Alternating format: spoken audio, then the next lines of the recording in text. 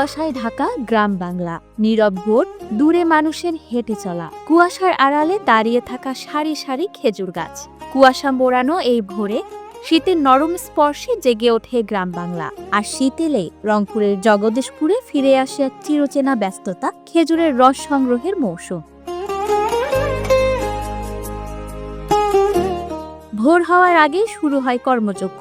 অন্ধকার ভেদ করে গাছে উঠছেন শ্রমিকেরা। খেজুর গাছের গায়ে ধারালো দা, আর হাড়িতে টুপটাপ করে পড়ছে রস।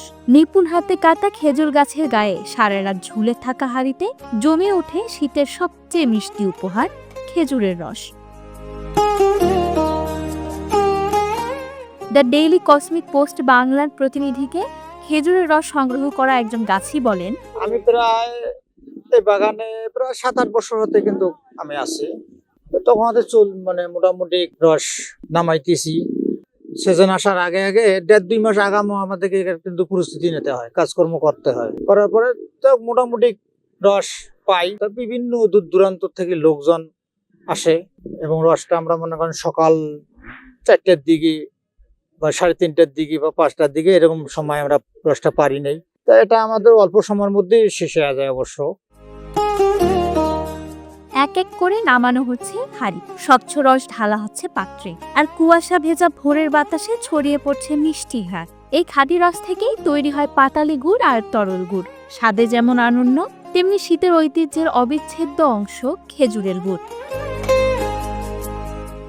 দ্য ডেইলি কসমিক পোস্ট বাংলার অনুসন্ধানে দেখা যায়, সকালে আলো ফুটতেই বাড়তে থাকে মানুষের ভিড়। কেউ আসে পরিবার নিয়ে, কেউ বন্ধুদের সঙ্গে। শিশুদের কৌতূহলী চোখে খেজুরের রস আর রস নামানোর দৃশ্য নতুন এক অভিজ্ঞতা। শীতের সকালে খেজুরের রস দেখতে ভিড় করছেন নানা বয়সী মানুষ। কারো হাতে হাড়ি, কারো মনে ফিরে আসে শৈশবের মিষ্টি স্মৃতি। দ্য ডেইলি কসমিক পোস্ট বাংলার প্রতিনিধিকে খেজুরের রস দেখতে আসা দর্শনার্থী বলেন, এখানকার খেজুরের রসটা ভালোই লাগলো আর কি। শীতের সকালে খাওয়ার আগের সেই দৃশ্যটা মনে হলো আর কি। এই কাকার রস আসলেই খুবই সুস্বাদু আর কি। প্রাকৃতিক সৌন্দর্যের সাথে এখানকার যে একটা আঞ্চলিকতার একটা স্বাদ, সেটাও এখানে খুঁজে পাওয়া যাবে। আমরা আজকে যেমন আসছি এখানে আসছি 6:18-র দিকে। এসে দেখলাম যে কাকা বললো যে আজকে রস শেষ হয়ে গেছে ওনার, বাট যারা আগে আসছে তারা খেয়ে চলে গেছে, বাট আমরা এই যে পেলাম না। তারপরেও আমাদের অনেক ভালো লাগলো। খুব সকালেই আসছে বলা যায়, 5:30 ঘুম থেকে ওঠার পরও আর কি আজকে পাইনি, শেষ হয়ে গেছে। যে লিমিটেশনস ওরা যে পরিমাণ সাপ্লাই ওদের থাকে ওইটা আগে শেষ হয়ে গেছে। শীতের সাথে আমাদের দুইটা জিনিস খুব সম্পর্কিত। একটা হচ্ছে শীত আসলে আমরা পিঠাপুলি খেতে বেশি পছন্দ করি, আর একটা হচ্ছে যে এরকম যেগুলো আমাদের ইমোশন আছে, যেমন ওই যে খেজুরের রস, এছাড়াও অন্যান্য যে জিনিসগুলো আছে। শীতের যে হাড় কাঁপানো শীতে যে আসছি, সার্থকতা হয়েছে যে রস খাইতে পারছি।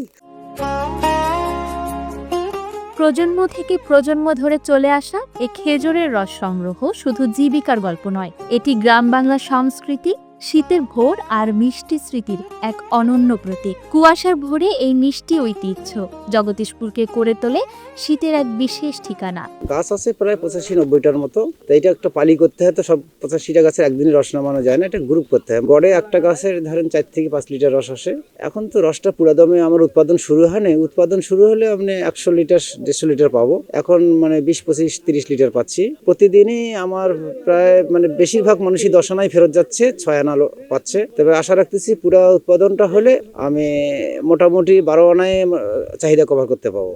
হ্যাঁ, আমার দেরি এসে তাদেরকে আমি রস দিতে না পারিয়া আমি আহত, খুব ব্যথিত হয়ে যাই। এর জন্য আমি রসের জন্য সেফটি আমি 3 ধরনের করি।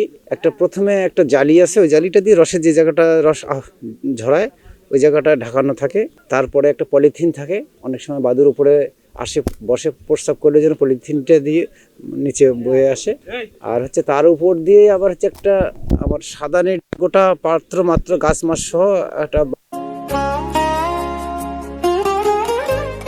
এই ছিল দ্য ডেইলি কসমিক পোস্ট বাংলার পক্ষ থেকে বিশেষ প্রতিবেদন।